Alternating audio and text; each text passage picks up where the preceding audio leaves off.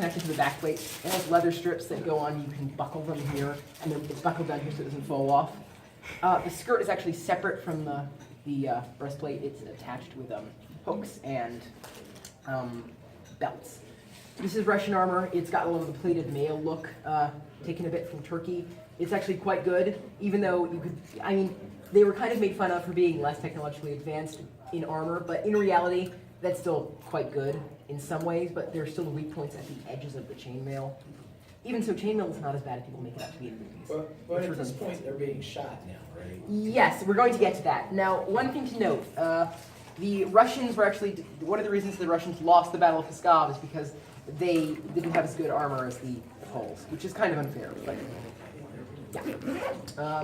So this is bad armor versus good armor. This is Skyrim, that's Game of Thrones, and I'll explain why these armors are actually not that good. So this is Jaime Lannister. He's wearing armor, and what you'll notice is that the pauldrons are tiny. That's terrible. You see, you'll notice that this is a Italian plate armor, and either Italian or Maximilian, I think it's Italian. The pauldron is gigantic on this side. This is your sword armor. So either your sword armor or your guard arm. So you've got this light. So when you're fighting in a traditional style, you have your sword like this. So the pauldron is big. So if you get the pauldron is very large because there's a major artery underneath his arm. And so Jaime, having tiny pauldrons, he could just get slashed right here and die because he's just wearing leather underneath that. Also, off sort of topic, does he actually die? I won't spoil that bit. He doesn't get hit by anything. Yeah, that's really the point. Anyways, but also he's not wearing cois, and there's also a major artery here, which is why cois go all the way around.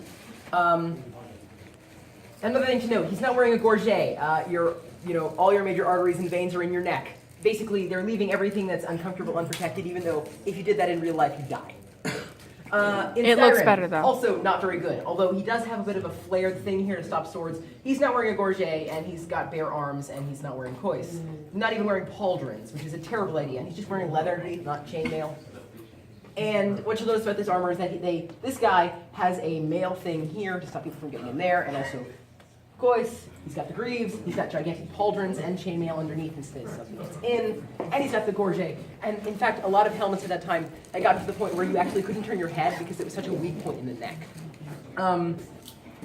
So another thing is the helmet he has.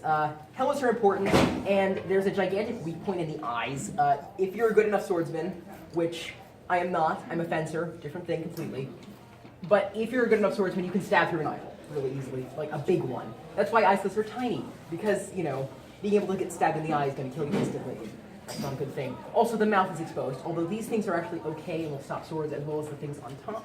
The crests, he has 3 crests. So now this is actually how hard is it to pierce plate armor. So this guy is actually wearing chainmail, but you can actually tell how much he's wearing. So he's wearing some kind of leather thing. Then he's wearing a padded piece of armor, which is called a Gambizon? what? Is it Gambizon? Yes, gambizon. He's wearing a gambizon, and underneath that he's wearing a chainmail, and then he's wearing another gambizon. And this guy is sticking him straight through with a sword. Now the problem with that is that you have to stick straight through this piece, which is a bone that connects your ribcage. It's very thick, and even today they have to use special saws and surgery to get through. Plus you're going through skin, chainmail, leather, gambizon, another gambizon, all the way through again, and then again through that again. So you have to go through and another organs. again. Exactly, plus the organs, plus his spinal cord, plus the other side with the gambizon, the chainmail, another gambizon, and the leather. So he's going straight through that. You know how strong you have to be to do that? It's not possible. That's how you can tell it's not actually right. This is how we actually would have fought another guy in full chainmail, not chainmail, in full plate. So he's actually half swording, which means that he's taking his sword by the blade. You don't need to worry about cutting yourself. You're wearing, armor.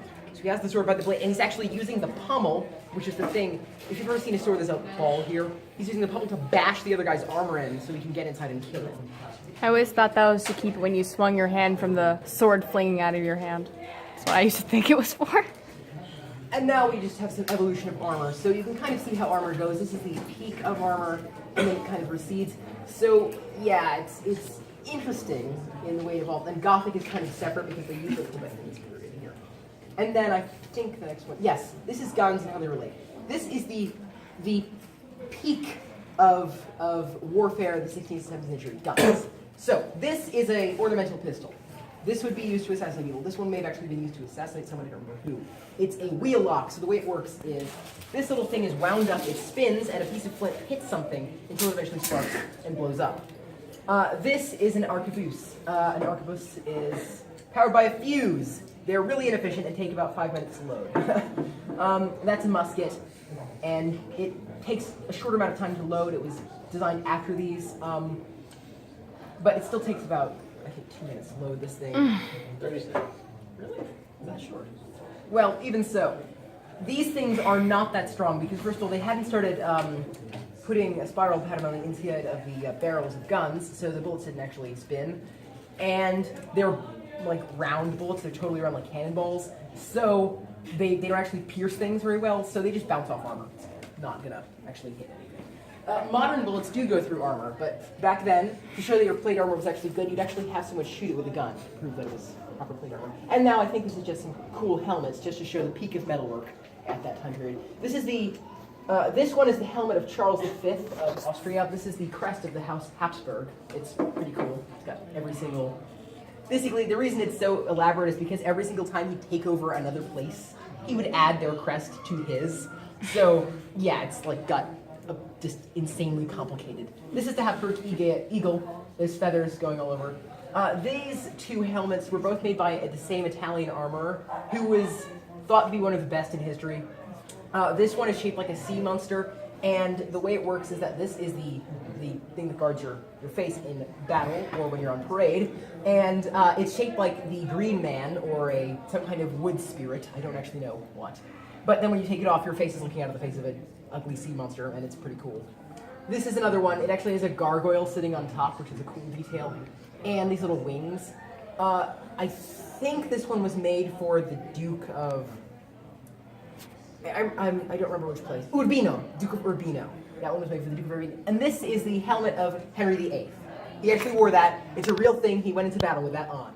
So it was designed for him as a gift by Emperor Maximilian. And it looks like a joke. It's not. It's actually a real thing. The eyeglasses are beautiful. ridiculous. And yeah, it does actually work. This one is actually a battle helmet. And yeah, it's pretty strange. Doesn't really look anything like Henry. Yeah. I should hope not. Or if it did, that'd be really funny. Yeah, the horns detail, those are actually real ram's horns. The rest of the armor didn't actually survive. It was destroyed later. But this was found in a box in his palace. And that's that. Hey, before we get Question. questions, well done, Matt.